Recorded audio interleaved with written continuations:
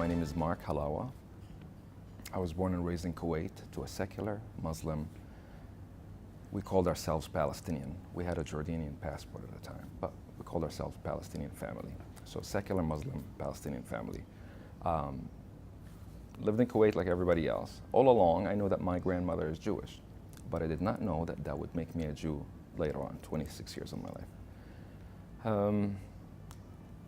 I'm going to tell you, with everything that I went through and experienced in my life in Kuwait, I saw Kuwait as a great nation, great country. I like Kuwaiti people, generosity, the system, my school, my teachers, everybody else. Yet sometimes, I mean, there's average incitement that we get every day, or every other day, or whatever, the average, regular, no reason incitement, because it just exists in the textbooks. And there are times when incitement peaks, whenever there's conflict in the Middle East. I'm going to give you an example just to build a picture for you. The first verse of the Quran, and I say this with a lot of love because I hope things change, and I see there are seeds of change today. So in school there are a few types of incitement. To be honest, everywhere you turn your face is incitement. Incitement against Jews, Christians, this is the standard. Of course, everybody else also that is not Muslim, Hindus and Buddhists and whoever they want. Yet, back in my day, we went to school 6 days a week, and every day we'd have a Muslim class. It was not all incitement. Believe me, I learned a lot of wonderful stuff, like you should give charity, you should respect your family. Yet, the first verse of Quran, which we all recited every single day, crossing our arms and saying it verse by verse, I know it by heart and I'll never forget it. It ends with that. I got to recite it in my mind just to remember.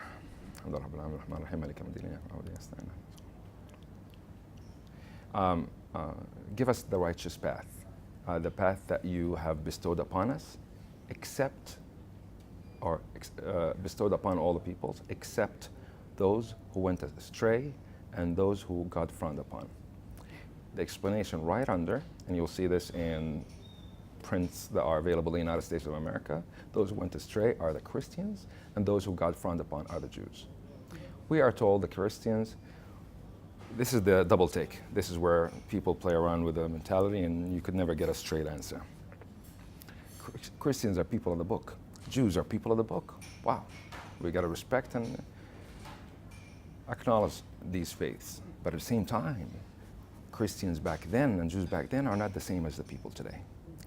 Christians changed their book, and so also Jews. But Jews have a double. Jews got frowned upon because of whatever actions that they've done in the past, and this and that, all these things that we are made to, like the golden calf, for example. I mean, so you automatically, day in, day out, with thinking about it or not, since you're a child, you think that those people are excluded, they're no good. When you see a Christian person, like my mom's best friend, this lady, her name is Diana, my mom's best friend, one of my mom's best friends, was from Lebanon, you would not take people like that 100%. Yeah, you just don't feel right. And in class also, when the teacher walks in, the Islamic studies teacher, Christians, of course, have to get out and just go sit outside in the sun or go to the library and read some books. Activities that are not too exciting for whoever, for children. So that's the average. Now, when there's a spiked, let's say when there's conflict in the Middle East, and I like to say this when I travel and I speak to people around the world, I tell them we had 2 TV channels, Channel 1 in Arabic and Channel 2 in English. We'd watch Channel 2 because we went to modern schools or Western schools. So we'd be watching our favorite show, and my dad would take the remote control from us. This is in the 80s, early to mid 80s. Take the remote control and switch on the news. He wants to see the headlines. And usually you hear headlines like this: Zionist bullets have penetrated the body of so-and-so-year-old child who died slowly at a hospital. In other news, and they jump into other really irrelevant news, keeps you shocked. What did I just hear? What did he just say? My dad would give us the remote back, and we'd continue with our show. We're children. Our attention span is short. But yeah, I heard it. Now, when there are a lot of these news online on TV, Of course, nobody explains to you what was that person doing. Was somebody trying to stab the public or run people by a car or throw a bomb? Or why was he apprehended or shot or arrested by the police? Nobody explained that. But when there's a lot of this type of news, in other words, intifada or acts of violence here inside Israel, we'd go to the classroom, and sometimes with clarity, I know for a fact that some teachers will not be asking us for homework that day because they'll be busy telling us their own version of the story or the news. We had an Arabic language teacher. I never liked this guy very much, nothing personal, just an older guy, we never connected. So the Arabic language teacher walks in. He turns the seat upside down or backwards and sits down and looks at us. He goes, all right, today we're going to learn things differently. And he pulls in a map of the Middle East. I remember that day clearly because that guy changed the way I used to think of this conflict, and I felt like I'm plugged in. I understand the news. My dad never elaborated at home, but I kind of understood it now from this gentleman. He goes, look where the West, the Crusaders, and the Jews, and the United Kingdom planted the Jews in the middle of the Arab and Muslim world after breaking the Ottoman Caliphate, or like you like to call it in English, Ottoman Empire. I'm not sure how caliphate translates to empire, and planted the Jews right there between the eastern side of the Middle East, Asia, and the western side, which is Africa, so there would never be another Islamic caliphate established again. I'm looking at the visual, I heard the words, and it made absolute sense to me. Israel's right in between. You cannot cross from Jordan to Egypt without going through Israel. Oh my gosh, this is it. I finally understood. So you go through various steps of learning or understanding, if you want to call that learning or education. Some are from a teacher that likes to elaborate, maybe a religious teacher, and some like this Arabic language, Syrian gentleman. I had an Egyptian teacher also that would walk in and say, if one bomb could kill 5 Jews, how many bombs you'd need to kill 35 Jews? It's one of my favorite teachers.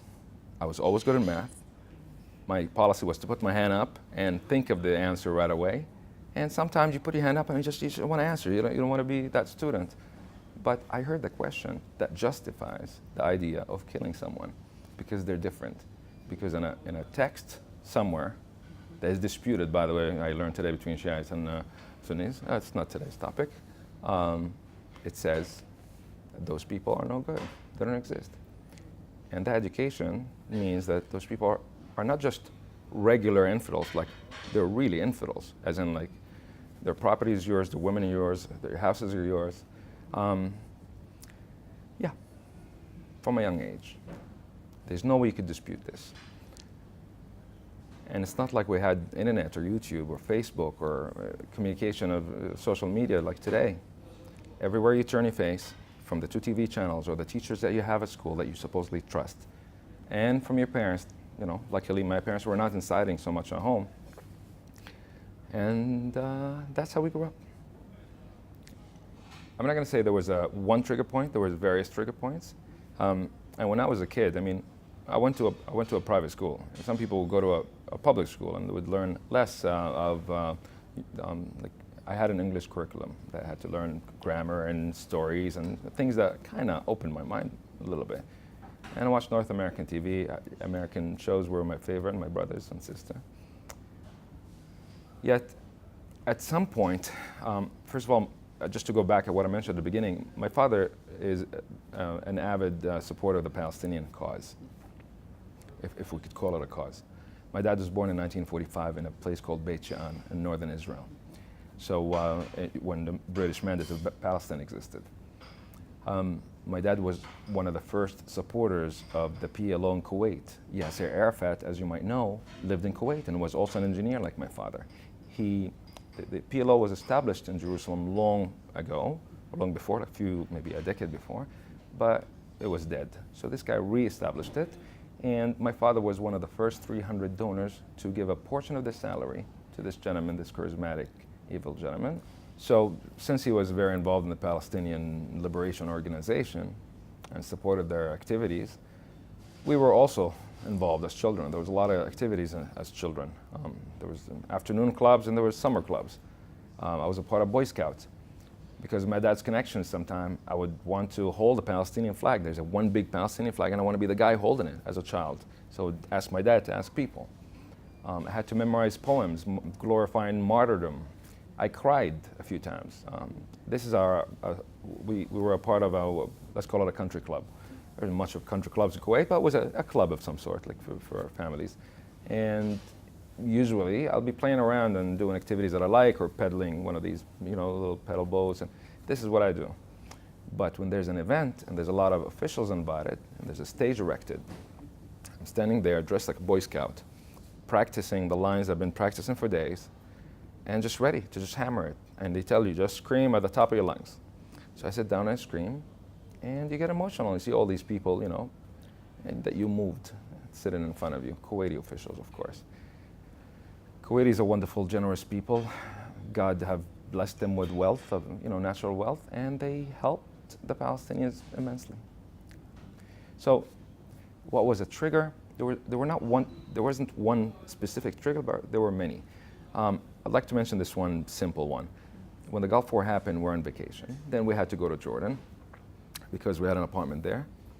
We went to our apartment in Jordan, took off the covers from the couches and the TV, and I turned the TV on like any child would do. I was 13 years old in 1990. And I'm flipping channels. There was a couple of Jordanian channels, and there was another channel. Later I would discover there's 2 Israeli channels, but there was another channel with Sesame Street, and the characters were speaking a language I was not familiar with. I thought it's Kurdish or Persian. It was close to Arabic, but not Arabic. And I watched and listened, and it looked different. The characters looked different. And then somebody says shalom, and it was like a bomb fell out. I was so scared, and I wanted to turn the TV off. I discovered I'm watching Israeli TV. Slowly, Israeli TV became one of our favorite TV channels at home. All of us, the whole family, including my dad and my mom, would watch only Israeli TV. They had great broadcasting. But what I liked more in Israeli TV than the normal shows, The Simpsons and the movies and all the good stuff, was commercials, Israeli commercials. I always liked commercials. Many people like commercials till today. But in Israeli commercials, you would see Israelis. You're not seeing American actors. I'm looking at Israelis, moms, children, fathers, young kids acting and behaving and doing things that make them look happy and lovely and enjoying life. Mothers are hugging their children. People are just laughing. Maybe they have to do that in front of camera. I don't know, but it was just mesmerizing. What about the shape-shifting people? What about those evil infidels that are planning day in, day out to kill me? And we have to go defend. You always feel like you have to defend. When I was a child, and I said this in the United Nations last year, 2017, a part of our education was to learn the types of jihad out there. And this exists today, or this kind of echoes in America. You see a lot of children behave in a certain way, like they are seeking their own version of jihad. We were told there's 3 types of jihad. Jihad by the sword, for those who can, the strong ones. Jihad by the money. You go and sponsor a person to go to war. There was always sponsorship advertisements in the newspaper in Kuwait till not very recent, not long ago, sponsor a fighter to go to Afghanistan or Iraq or any of that stuff. And also, the last one, if you cannot do either, there's jihad by the heart or by the mouth, which is you say things, you wish well to the jihadists or the fighters, you wish ill against the enemies. So each one of us, after our classroom, when a teacher explains to you the types of jihad available, you think to yourself, I wonder who in my classroom, that guy's father is rich, he probably could sponsor. This guy's a big guy, he could go fight. I wonder what my kind of jihad.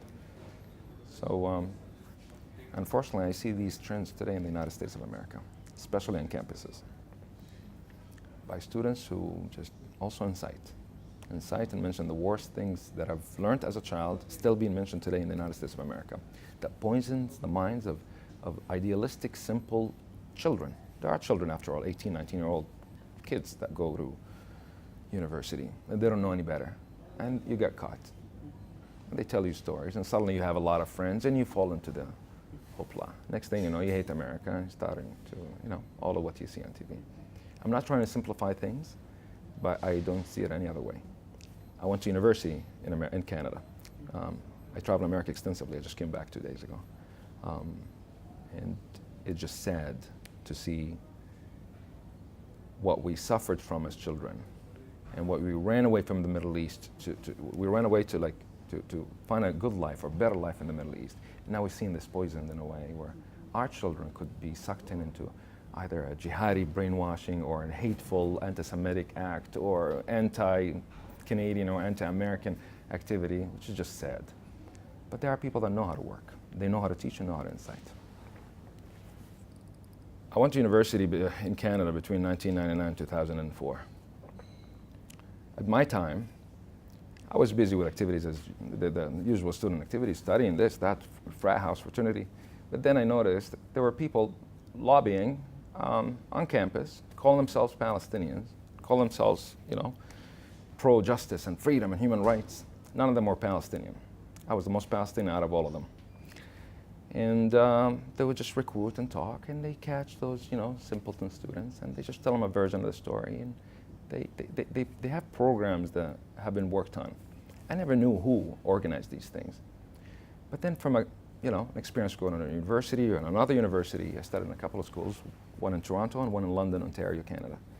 And from traveling to different places in Canada, and later on from, social media, I hear a common word, MSA, Muslim Student Association.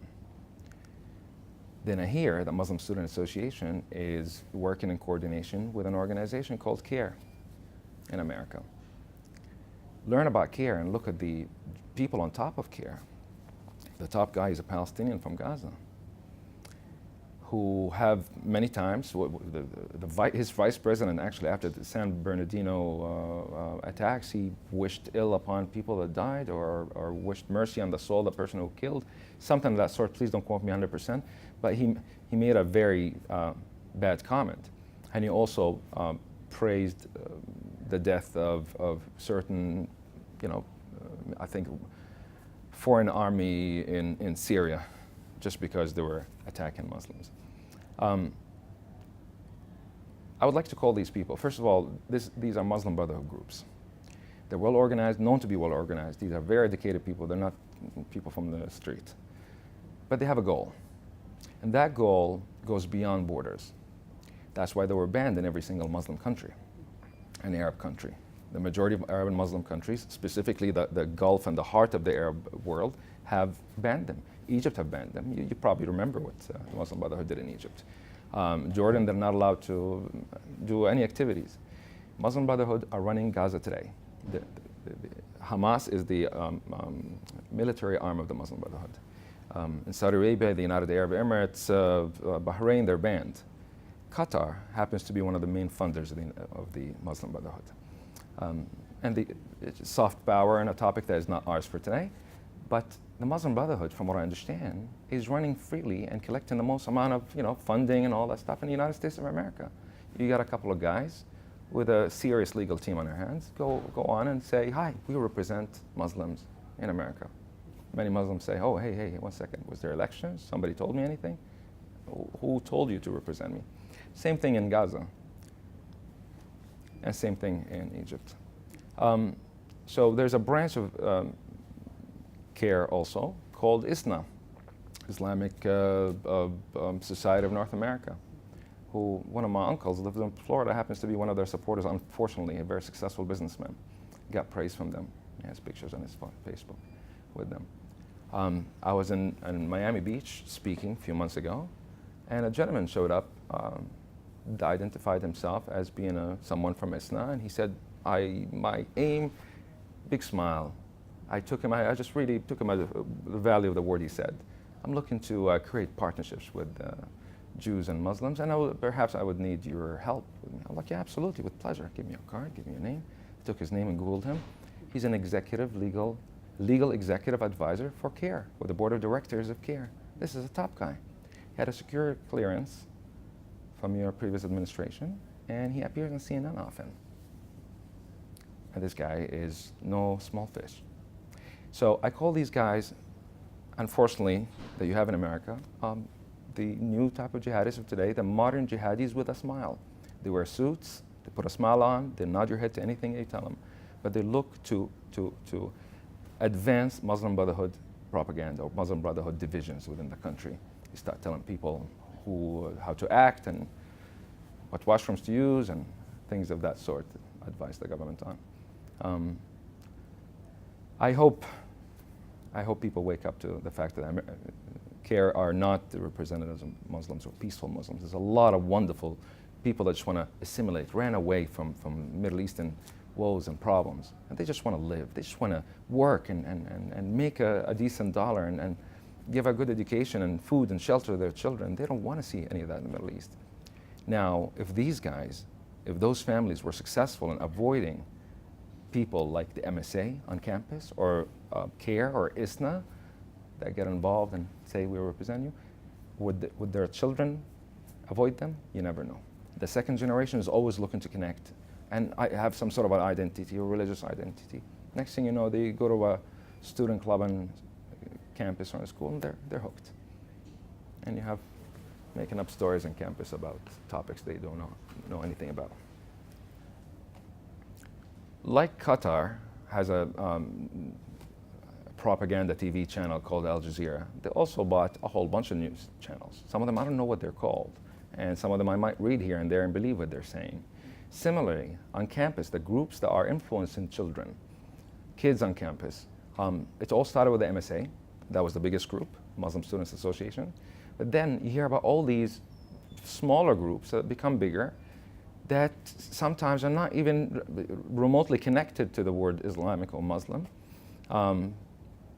Yeah, for example, Students for Justice in Palestine. There's the Jewish Voice of Peace or something like that.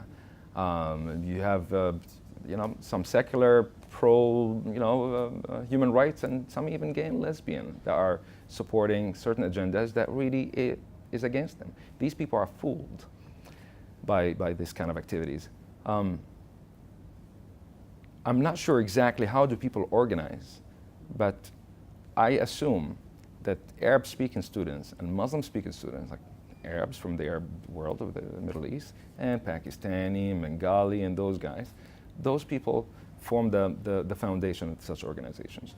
And of course, their friends and others. You invite your friends from class to events. Everybody invites 2 or 3. Next thing you know, you have a big party.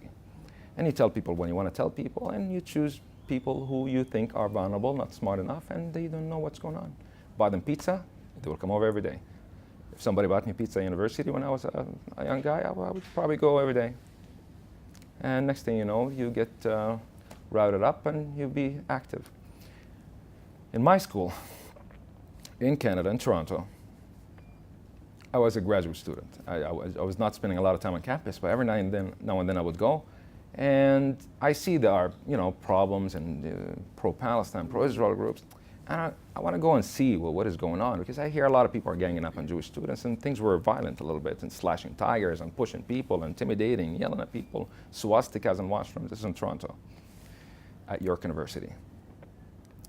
So I went a few times, and I saw this, a bunch of really nice kids. I don't know where they're from. I don't know, Jewish or Christian. Canadians, just average good kids, and they're trying to say, no, but look, there were missiles fired at Israel. Israel responded.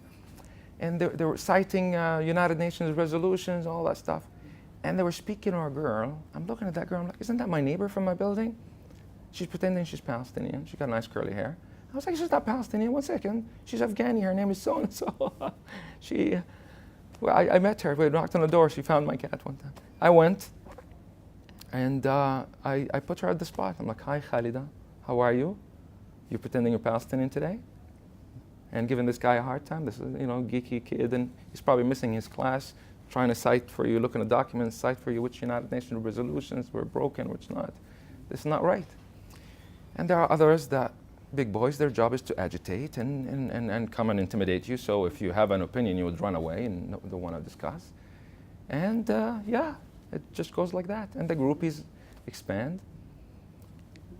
Look, there's either funding for this from outside, that people will create their own non-for-profit and their own little world to push with this.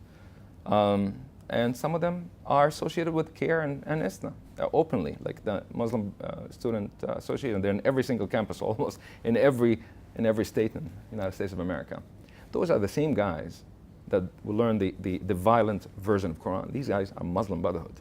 They don't joke around. Look at the motto, read the motto yourself. Jihad is our way. Martyrdom is our way. That's their motto. And they are based in America. Look, without concrete knowledge that I would have concrete evidence, from the signs that I've seen on Facebook or from the internet, signs that I've seen coming from Gaza, supporting Black Lives Matter, for example, or in Ferguson when things first started, and I'll see a big sign, I think it's a famous one, you could find it on Google, from Gaza to Ferguson, freedom, liberation. So there are people that plan, they know how to plan. So they play on racial sensitivities, on gender sensitivities, on things that divide people. Since when there was a black and white in America? Since when there was just men and women and other and this and that, and we'd have to. But once you get in and you start putting these divisions in, this is when your neighbor starts looking at you, looking at your neighbor, you're thinking, who could he be? And the unity breaks down. And this is what those who want, to destroy America and chanted all our lives in mosques, I heard them all my life chanting death to America and death to Israel want. They want to destroy America. It's their thing. America's a great Satan. They see their success in weakening America, get America busy with its own internal strife, and so they could just go and wreak more havoc in the Middle East. Look, I came across a publication that was put forth by Bridget Gabrielle, if I'm pronouncing her name correctly. I think she has an organization called Act for America that details the long-term plan. What are you going to do in America? And it's no joke. You could find this online. People are planning slowly, just to disintegrate the society and create havoc. I mean, I don't think they're going to succeed. I mean, maybe at a limited level, but at long term, I don't think they'll succeed. America is stronger than their simple mind thinks. But when you have that gentleman, like that guy who showed up in Miami Beach to a synagogue and goes, I would like to create partnerships. I mean, some others might say, yeah, great, how much are you going to pay me a month? Or you must be a great fella, let's do this. And gullible people, there are different type of people out there. That's why you find organizations that are run by Jewish people that are anti-Israel, like I've never imagined in my life. One of them is a son of a senator. I forgot his name. I could recall his name a little bit later. Who even created his own little prayer book and a little way of praying in Judaism, and like just some weird stuff. And he's like the main spokesman for the boycott campaign of Israel. I mean, what is your business, How is it of such interest for you? What happened to you as a child? Who got you? How much do you get paid? And he was just, he couldn't shut his mouth for many, many years until there was a switch in administration. He just, not sure why, he just shut up. On an individual level, I believe there's a lot of great people out there. When I first discovered Judaism and I discovered that I grew up with hate and I wasted my life with hate and just, was consumed with all of this instead of being consumed with better stuff, I became resentful and hateful also. Unfortunately, I fell into it. But then slowly I started opening my mind and eyes as I traveled and I saw different people. People are different. Organizations are the ones I would be scared of. To know who these organizations are, who's funding them. BDS, one of the first paychecks that I received to BDS was from the wife of the previous Emir of Qatar. And there are documents to prove this, and I'm happy to send you the document if you'd like to include it in this show. There are people who are looking to create trouble, and they use these tools. A normal hater, let's say not normal hater, like a simple hater on the street might say a thing or two bad things to others or act foolishly. But to organize such a big campaign and distort facts in an organized way, like, for example, this woman Linda Sarsour does. Linda Sarsour, one of her cousins, last name is Sarsour also, was detained in an ISIS cell in Saudi Arabia, 2016, 2015. She doesn't come from this, intellectual world that we think she comes from. And she likes to just jump in each topic, give her own point of view. But she's a Muslim Brotherhood supporter, staunch Muslim Brotherhood supporter. Does she work with CARE? Does she know CARE? I'm not sure of the detail. I know she likes Farrakhan also. But just, unfortunately, I feel bad for the honest, decent Americans that feel for a cause. That's an American value. I'm going to fight for you, even if you live across the world. I learned that growing up from watching TV. I like looking at Americans. How amazing could that be? And you have freedom to say such a thing. You know, in the Middle East, you don't have much freedom. You say the wrong thing about the wrong political factor, you'll be yanked from your house, or somebody will knock on the door, tell you, hey, I'm watching. But Americans, they have the freedom. Instead of choosing the freedom to just be selfish and think of their own life only, no, they're going out to help others. That selflessness of America is really attractive. And I give you my word, I cannot quantify who in the Middle East are so very pro-America, but the vast majority of youth, young people in the Middle East today, first of all, they're sick and tired of everything that they saw. You and I also saw in the past 5, 6, 7 years with all the terrorism and attacks and ISIS and all that stuff. People appreciate what America stands for. People pray for America. Please stay strong. Please have our back. Please go fight the bad people. And there are those who are moving the scene in the Middle East in an evil way, trying to distract attention. Sometimes they create trouble in Libya, sometimes in Syria, sometimes in Egypt. And they pump a lot of money into this. And they have a lot of money gushing from the ground. Look, I was in the position of those young people. When I went to Canada for the first time, I didn't know anything of where I would go in the future, what, you know, if I would be spiritual, if I would follow religion, I didn't think. I thought, I'm in North America, this is a great opportunity, I'm gonna study hard, work hard, make some money and get some education and just, you know, build a family and build something good. Also, I was tired in the Middle East, although there was none of the terrorism and all that trouble. So I tell these guys, and they're brothers and sisters of mine, I could have grown up with these, you know, kids or young people or middle-aged people like myself, and if I see them, we'll probably have a wonderful discussion or a good relationship. We'll understand each other. Well, I'm going to tell them, actualize where you are. Wake up in the morning, look around you. Look at the people that opened their hearts and the countries and trusted you. There's a lot of trust in North America. Just take advantage of that in a good way. Distance yourselves from the bad guys that are trying to, you know, gather you under an umbrella of religion. Be doubtful. Why are these guys pushing that far? What's their agenda? Leave extremism behind. You like religion? You want to connect to God? Great. I'm happy. As a matter of fact, I would have more to talk to you about if we were connected. But just does not mean hate. Does not mean you're going to bring the same hate and start calling people or designating people as, you know, those who went astray and those who got frowned upon, and stop pointing fingers. Oh, all Christians are evil. All Jews are infidels. All this, they die. And none of that stuff. None of that stuff. We are today in a different age. 21st century, and we have opportunity to build and create and reclaim your religion. Make whatever you want out of it. And people will be celebrating for you. You'll have donations from your next door neighbor if you built a community center, or if you had an event, or if you were in need for some reason. Remember that, without having to be in need. Remember that there are people here that are like family. The social fabric of America allows this kind of cohesion between people, despite their religion. Maybe somewhere else we came from, we categorize people on their religion or their background. So stay away from CARE. Stay away from ISNA. These guys are just puppets that other governments are using to distract America and to divide America. You want a strong America. You want a vibrant America and stronger than ever in order to repel the evils of today. We live in a dangerous world and things are not exactly what we see.